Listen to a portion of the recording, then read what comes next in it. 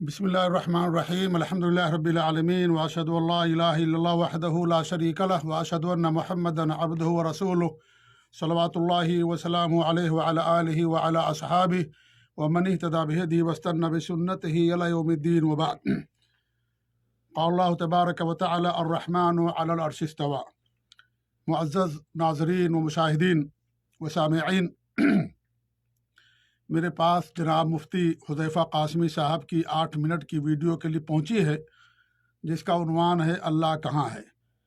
इस video clip में उन्होंने 2 बुनियादी बातें बयान की हैं। पहली बात उन्होंने ये बयान की है कि अल्लाह ताला हर जगह है, और दूसरी बात उन्होंने ये कहा है कि अल्लाह ताला गैर मादी है। इन 2 बातों पर मेरी गुफ्तगू बाद में होगी। पहले इस क्लिप के अंदर 2 और बातें जिनका मैं ज़िक्र आप लोगों के सामने करना चाहता हूं। उसके बाद इंशाअल्लाह ये 2 अहम मौजू हैं, ये 2 अहम मसले हैं, इन पर हमारी गुफ्तगू होगी और उनकी शुबहात का हम जवाब देंगे। पहली बात, उन्होंने 2 मरतबा ये कहा कि अल्लाह ताला अर्श पर है, इसमें किसी को इनकार नहीं है, और एक जगह यहाँ तक कहा कि इसमें हमारा और उनका इत्तेफाक है। उनका से मुराद हम अहले हदीस हैं कि अहले हदीसों का यह अक़ीदा है कि अल्लाह रब्बुल आलमीन अर्श पर जलवा फ़रोज़ है, मुस्तवी है।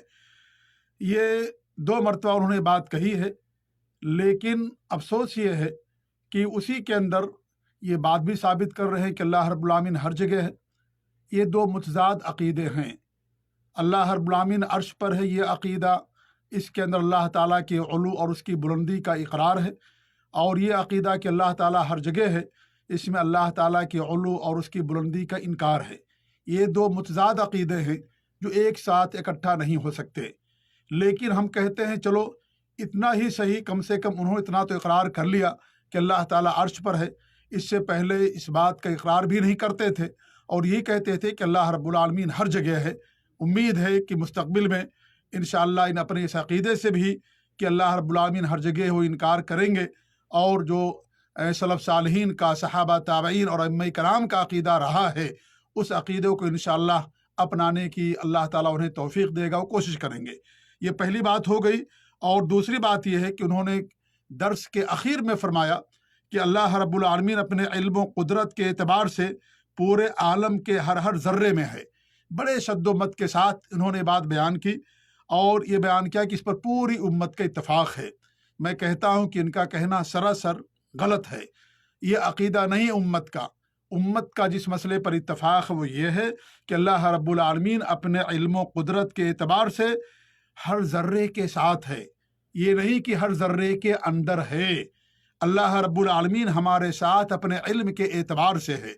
अल्लाह रब्बुल आलमीन अपने इल्म के एतबार से हमारे अंदर नहीं है।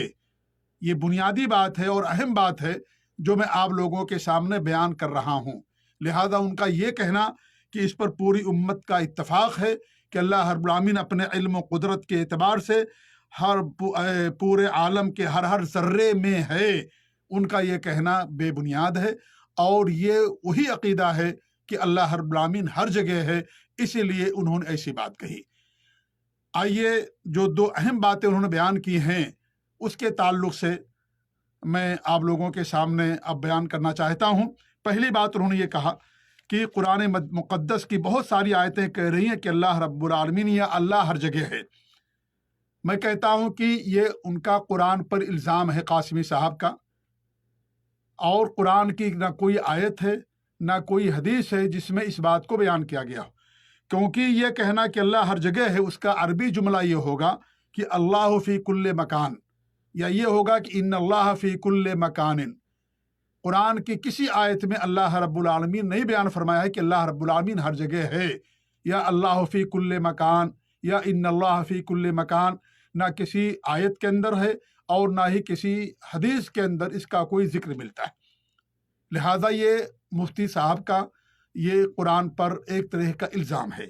दूसरी बात यह है कि जिन आयात के ज़रिए से मुफ्ती साहब ने ये मतलब कशीद किया है, जैसे ये आयत उन्होंने बयान की वह हुवा मअकुम ऐनमा कुंतुम, और दूसरी आयत उन्होंने ये पेश की, ये आयत का टुकड़ा है।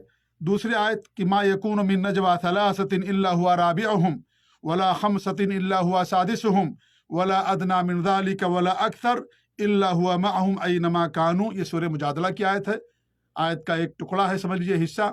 और इससे पहले वह मअकुम ऐनमा कुंतुम, ये सूरह अल हदीद की आयत है, आयत का हिस्सा है। और तीसरी आयत उन्होंने पेश की, वइज़ा सअलका इबादी अन्नी फ़इन्नी क़रीब उजीबु दअवतद दाई इज़ा दआन फलयस्तजीबू ली वलियुमिनू बी लअल्लहुम यरशुदून। ये सूरह बकरा की आयत है। आप गौर कीजिए, इन तीनों आयतों में कहीं ये नहीं कहा गया है कि हुआ फी कुल्ले मकान, कि अल्लाह रब्बुल आलमीन हर जगह है। अल्लाह ने यह फरमाया है शुरू की दो आयतों में कि अल्लाह रब्बुल आलमीन तुम जहाँ कहीं भी हो तुम्हारे साथ है। और जो तीसरी आयत उन्होंने पेश की सूरह बकरा की, वजह से अलका इबादी अन्नी फ़इन्नी क़रीब, उस आयत के अंदर तो मईयत का जिक्र ही नहीं है, उसके अंदर क़ुर्बत का जिक्र है। लिहाजा ये आयत इस मौजू से खारिज है और इस मौजू से उसका कोई गहरा ताल्लुक़ नहीं है। लिहाजा जिन आयतों को उन्होंने पेश किया है अपने अक़ीदे की दलील में कि अल्लाह रब्बुल आलमीन हर जगह है और कुरान की आयतें सराहत के साथ कह रही हैं, ये इन आयतों को पेश किया है। इन आयतों में कहीं भी नहीं बयान किया गया कि अल्लाह रब्बुल आलमीन हर जगह है। तीसरी बात यह है कि अगर कोई ये कहे कि इन आयत का मतलब तो यही हुआ कि अल्लाह ताला हर जगह है, जब वो तुम्हारे साथ है तुम जहाँ कहीं भी हो, तो इसका मतलब तो यही हुआ कि अल्लाह रब्बुल आलमीन हर जगह है। तो उसका जवाब यह है कि इन आयत का मतलब ये हरगिज़ नहीं होता। क्यों? इसलिए कि अगर इन आयत का मतलब यही होता कि अल्लाह रब्बुल आलमीन हर जगह है, तो फिर सहाबा का, ताबईन का, तबे ताबईन का, इब्ने कराम का, मुहद्दिसीन मुफस्सिरीन का, सब का अकीदा यही होता कि अल्लाह रब्बुल आलमीन हर जगह है। लिहाजा इन आयतों का मतलब कतअन ये नहीं है कि अल्लाह रब्बुल आलमीन हर जगह है, जैसा कि उन्होंने साबित करने की गलत कोशिश की है, नारवा कोशिश की है। इन आयतों का मतलब अगर यही होता तो यही अकीदा सलफ सालिहीन का, सहाबा सब का होता कि अल्लाह रब्बुल आलमीन हर जगह है, जबकि यह अकीदा किसी का नहीं था कि अल्लाह ताला हर जगह है। हत्ता कि इमाम अबू हनीफा रहमतुल्लाह अलैह, जिनकी ये लोग तकलीद करते हैं, उनका भी अकीदा नहीं था कि अल्लाह रब्बुल आलमीन हर जगह है। उनका यह अकीदा था कि अल्लाह रब्बुल आलमीन अर्श पर जलवा अफरोज है, ये उनका अकीदा था। ऐसे ही किसी का भी अकीदा नहीं था। ये अकीदा बहुत बाद में पैदा हुआ कि अल्लाह रब्बुल आलमीन हर जगह है, वरना ये अकीदा ना सहाबा का था, ना ताबीन, ना तबे ताबीन का, और ना ही जो अइम्मे किराम गुजरे हैं, मुअतमद और मुस्तनद अइम्मे किराम, मुअतबर अइम्मे किराम, उनमें से किसी का अकीदा नहीं था कि अल्लाह रब्बुल आलमीन हर जगह। सूफियों का अकीदा है कि अल्लाह रब्बुल आलमीन हर जगह है। चौथी बात यह है कि जिन आयतों को उन्होंने दलील में पेश किया है, उन्हीं आयतों के अंदर इस बात की दलील मौजूद है कि अल्लाह रब्बुल आलमीन हर जगह नहीं है। इसीलिए वो सारी आयतें, जिन आयतों में अल्लाह रब्बुल आलमीन ने बात बयान की है कि अल्लाह तुम्हारे साथ है, उन आयतों की या तो शुरू में, या दरमियान में, या तो आखिर में, या तो शुरू और आखिर दोनों जगहों पर अल्लाह रब्बुल आलमीन ने पहले इल्म बयान किया। इसका मतलब ये होता है कि अल्लाह रब्बुल आलमीन हमारे साथ अपने इल्म के एतबार से है, उसकी ज़ात अर्श पर जलवा फरोज है, वो हमारे साथ अपने इल्म के एतबार से है। इसीलिए अल्लाह रब्बुल आलमीन ने पहले इल्म को बयान किया, या तो दरमियान में, या तो आखिर में बयान किया, या तो शुरू में बयान किया और आखिर के अंदर भी बयान किया। इसीलिए मैंने शुरू में कहा कि उन्होंने जो ये बात कही है कि अल्लाह रब्बुल आलमीन अपने इल्म और कुदरत के एतबार से पूरे आलम के ज़र्रे ज़र्रे में है, ये उनका अकीदा बेबुनियाद और बातिल और गलत है। अल्लाह रब्बुल आलमीन ज़र्रे ज़र्रे में अपने इल्म के एतबार से नहीं है। अल्लाह रब्बुल आलमीन अपने इल्म के एतबार से हमारे साथ है, हमारे अंदर अल्लाह रब्बुल आलमीन नहीं है। जिन आयतों को उन्होंने पेश किया है, दो आयतें जिसमें मईयत का जिक्र है, उन्हीं दो आयतों को मैं शुरू से पूरी पढ़ देता हूं ताकि आप लोगों को समझ में आ जाए कि उन आयतों में क्या बयान किया गया है। पहली आयत जो उन्होंने पेश की है कि वह माकुम ऐनमा कुंतुम, ये आयत मैं आपके सामने जो है पेश कर रहा हूँ। अल्लाह ताला फरमाता, देखिए, ये सूरह हदीद की आयत नंबर 4 है।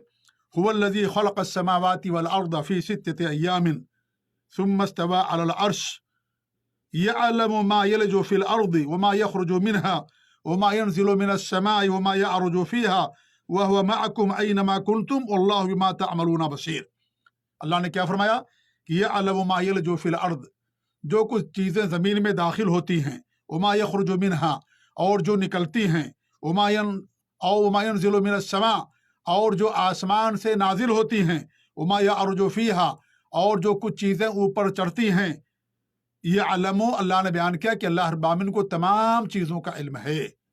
تو پھر اللہ فرمایا وَهُوَ مَعَكُمْ أَيْنَمَا كُنْتُمْ، تو اس سے معلوم ہوا کہ اللہ ہمارے ساتھ اپنی معیت کے اعتبار سے ہے، یہ نہیں کہ اللہ کی ذات ہر جگہ۔ دوسری آیت جو انہوں نے پیش کی ہے سورہ مجادلہ کی آیت نمبر 7 ہے، جس میں اللہ تعالیٰ فرماتا ہے أَلَمْ تَرَ أَنَّ اللَّهَ يَعْلَمُ مَا فِي السَّمَاوَاتِ وَالْأَرْضِ، دیکھیے اللہ نے علم سے شروع کیا۔ علم ترا، کیا آپ کو نہیں معلوم؟ ان اللہ یعلم ما فی السماوات والارض، کہ اللہ تعالیٰ کو معلوم ہے جو کچھ آسمانوں میں ہے اور زمینوں کے اندر، سب اللہ کے علم میں ہے۔ اللہ نے یہاں پر بھی علم بیان کیا، اس کے بعد کیا فرمایا؟ ما یکون من نجوا ثلاثۃ الا هو رابعهم ولا خمسۃ الا هو سادسهم ولا ادنى من ذلك ولا اکثر الا هو معهم اینما كانوا، پھر اللہ کیا فرماتا ہے؟ ثم ينبئهم بما عملوا يوم القیامہ، وہ جو کچھ عمل کر رہے ہیں اللہ تعالیٰ قیامت کے دن انہیں بتائے گا۔ ان اللہ بکل شیء علیم، اللہ رب العالمین ہر چیز کا علم رکھنے والا ہے۔ اس آیت کے اندر شروع بھی علم کا ذکر ہے اور آخر میں بھی علم کا ذکر ہے۔ اسی لیے امام احمد بن حنبل رحمۃ اللہ علیہ سے جب لوگوں نے سوال کیا کہ اللہ فرماتے وَهُوَ مَعَكُمْ أَيْنَمَا كُنْتُمْ، تو انہوں نے کہا کہ دیکھیے اللہ نے شروع بیان کیا علم، لہذا اللہ تعالیٰ ہمارے ساتھ اپنے علم کے اعتبار سے ہے۔ امام ابو حنیفہ رحمۃ اللہ علیہ سوال کیا گیا، ان کی طرف جو کتاب منسوب ہے الفقہ الاکبر، اس کتاب کے اندر ان کے شاگردوں نے بیان کیا، کیا بیان کیا کہ ان سے پوچھا گیا امام ابو حنیفہ رحمۃ اللہ علیہ سے کہ اللہ تعالیٰ کے بارے میں یہ ہے کہ اللہ عرش پر ہے، تو ان آیتوں کا مطلب کیا ہے جس میں اللہ بیان کرتا وہ تمہارے ساتھ ہے؟ تو انہوں نے کہا کہ اس کا مطلب یہ ہے جیسے کوئی بھائی اپنے بھائی کے پاس خط لکھتا ہے کہ میں تمہارے ساتھ ہوں، اس کا بھائی کسی اور شہر میں ہے اور وہ کسی اور شہر میں ہے، مطلب یہ ہے کہ میں علم اور مدد کے لحاظ سے تمہارے ساتھ ہوں۔ یہ انہوں نے مثال دے کر کے یہ بات سمجھائی۔ تو جو آیتیں انہوں نے پیش کی اور یہ دعویٰ کیا کہ صراحت کے ساتھ یہ ساری آیتیں کہہ رہی کہ اللہ ہر جگہ ہے، یہ ان کا کہنا بے بنیاد ہے، قرآن پر الزام ہے۔ قرآن میں کسی بھی آیت میں اللہ نے نہیں بیان فرمایا کہ اللہ تعالیٰ ہر جگہ ہے، نہ کسی حدیث کے اندر۔ اور اس پر انہی کے عالم مولانا الیاس گھمن صاحب کی ایک تقریر تھی اللہ ہر جگہ ہے، اس کا میں نے بڑی تفصیل کے ساتھ جواب دیا ہے، لہذا میں اور تفصیل میں نہ جاتے ہوئے دوسرے مسئلے پر آتا ہوں۔ دوسرا مسئلہ جو انہوں نے بیان کیا وہ یہ ہے کہ کیا اللہ غیر مادی ہے۔ انہوں نے بیان کیا کہ اللہ غیر مادی، اور غیر مادی کی انہوں نے جو تعریف کی غیر محسوس اور جس کا وجود نہ ہو، اور مادی جو محسوس ہو اور اس کا وجود ہو، اور اس کی مثال انہوں نے قرآن سے دیا، جیسے ایک حافظ قرآن ہوتا ہے، اس کے سینے میں قرآن ہوتا ہے، وہ قرآن غیر مادی ہے، اس کے سینے میں اس کا وجود نہیں ہے، غیر محسوس ہے۔ آپ اس کا سینہ اگر پھاڑیں گے تو اس میں آپ کو قرآن کی آیتیں نظر نہیں آئیں گی، وہ غیر مادی غیر محسوس ہے۔ یہ انہوں نے مثال کے ذریعے سے بات سمجھائی۔ اس کے بارے میں میرا کہنا یہ ہے کہ سب سے پہلی بات کہ ایسے الفاظ جو کئی معانی پر مشتمل ہوں یا محتمل ہوں، ایسے الفاظ استعمال کرنے سے انسان کے لیے ضروری ہے کہ ایسا انسان ایسے الفاظ نہ استعمال کرے بلکہ اس سے بچے۔ انہی میں سے غیر مادی ہے، یا کوئی کہے اللہ کے بارے میں غیر جسمی یا غیر جسمانی، اس طرح کے الفاظ استعمال کرنے سے انسان کو بچنا چاہیے، کیونکہ یہ سارے الفاظ ایسے ہیں جو کئی معانی کو محتمل ہیں۔ لہذا ایسے الفاظ جو کئی معانی کو محتمل ہوں، سلف صالحین کا قول یہ ہے، ان کا منہج یہ ہے کہ ایسے الفاظ استعمال کرنے سے انسان کو بچنا چاہیے، نمبر 1۔ نمبر 2، غیر مادی سے ان کی مراد کیا ہے؟ اگر غیر مادی سے ان کی مراد یہ ہے کہ جیسے دنیا کا وجود مادے سے ہوا، یا انسان کا وجود مٹی سے ہوا، اور پھر نطفے سے انسان کا وجود ہوا، اگر ان کی مراد یہ ہے کہ اللہ رب العالمین کے لیے اس طرح کے مادے کا عقیدہ رکھنا باطل اور کفر ہے، اگر ان کی مراد یہ ہے تو اپنی جگہ پر یہ معنی صحیح ہے۔ اللہ ہمیشہ سے اور ہمیشہ رہے گا کہ اس کو فنا لاحق نہیں ہوگی، لیکن ایسے الفاظ انسان کو استعمال کرنے سے گریز کرنا چاہیے۔ 2 باتیں ہو گئی۔ تیسری بات یہ ہے کہ اگر ان سے مراد ان کا یہ ہے کہ اللہ تعالیٰ کی ذات کے تعلق سے، کہ اللہ تعالیٰ کی ذات غیر محسوس اور اس کا وجود نہیں، جیسا کہ انہوں نے مثال کے ذریعے سمجھایا، تو یہ تو بہت بڑی بات انہوں نے کہہ دی۔ اللہ تعالیٰ کی ذات موجود ہے، اللہ کا وجود ہے، اللہ عرش پر جلوہ افروز ہے، اللہ تعالیٰ کا دیدار کیا جائے گا قیامت کے دن۔ جو اہل جنت ہیں قیامت کے دن اللہ تعالیٰ کے دیدار کریں گے۔ بہت ساری صحیح حدیثیں اس کے تعلق سے موجود ہیں۔ لہٰذا یہ جو انہوں نے مثال دے کر کے سمجھایا کہ جیسے قرآن سینے کے اندر غیر محسوس اور اس کا وجود نہیں ہے، تو اس کا مطلب یہی سمجھ میں آتا ہے کہ گویا کہ وہ اسی طرح اشارہ کرنا چاہتے ہیں کہ اللہ تعالیٰ غیر محسوس ہے اور اس کا وجود نہیں ہے۔ اللہ تعالیٰ کا وجود ہے، اللہ تعالیٰ موجود ہے، ہمیشہ سے اور ہمیشہ رہے گا، اللہ عرش پر جلوہ افروز ہے۔ لہٰذا یہ کہنا اگر یہ ان کا مراد ہے تو یہ بہت بڑی بات انہوں نے کہہ دی، انجانے ہی میں صحیح لیکن بہت بڑی بات انہوں نے کہہ دی۔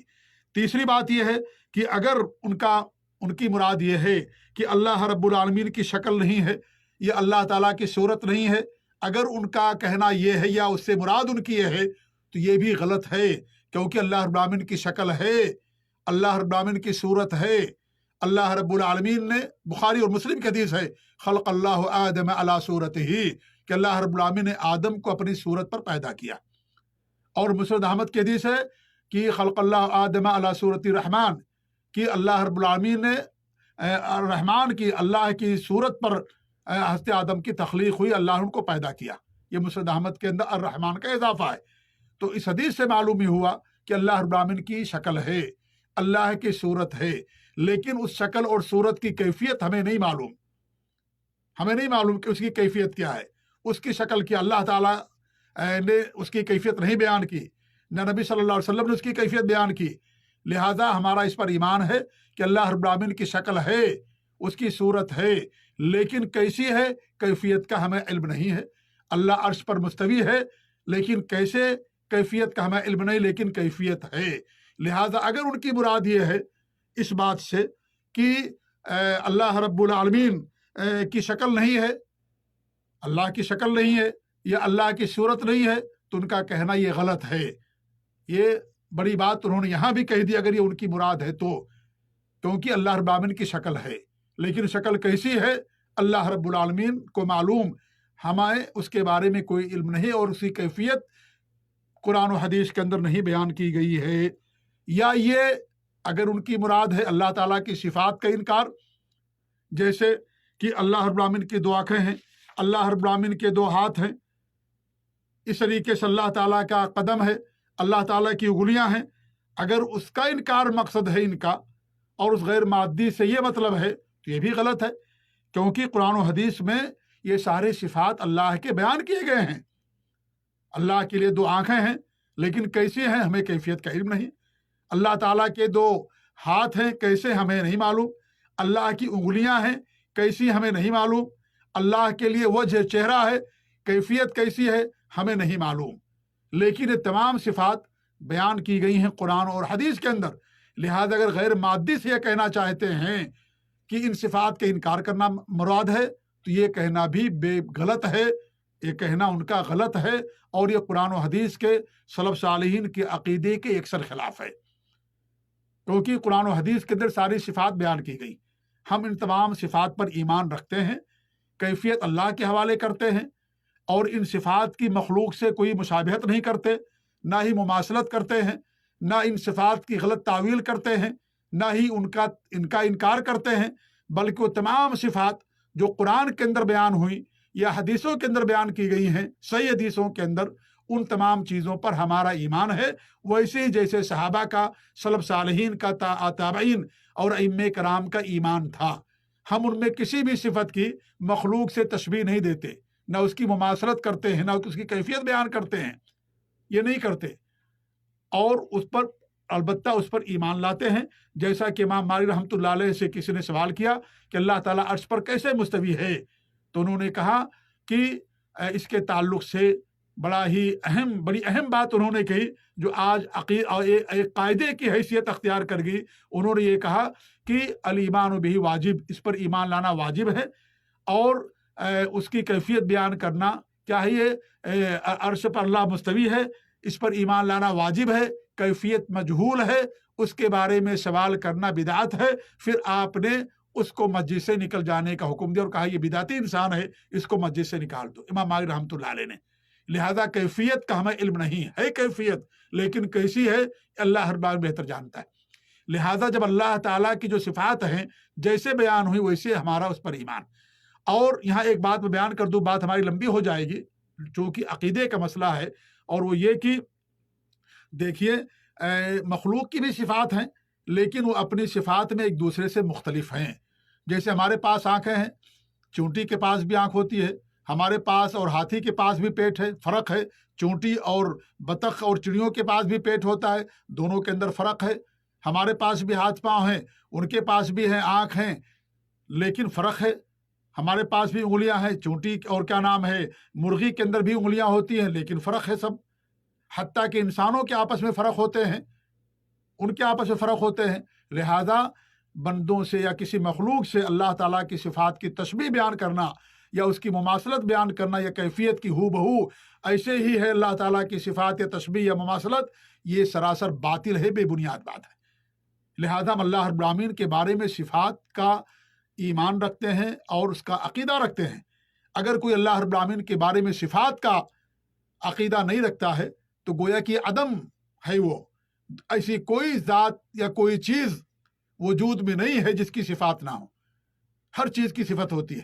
اسی لیے علماء نے بیان کیا، امام ابن تیمیہ رحمۃ اللہ علیہ اور بھی ائمہ کرام نے، کہ جو معطل ہوتا ہے، جو اللہ کے اسماء اور صفات کا انکار کرتا ہے، وہ عدم کی عبادت کرتا ہے، یعنی ایسی چیز کی بات کرتا ہے اس کا وجود ہی نہیں ہے۔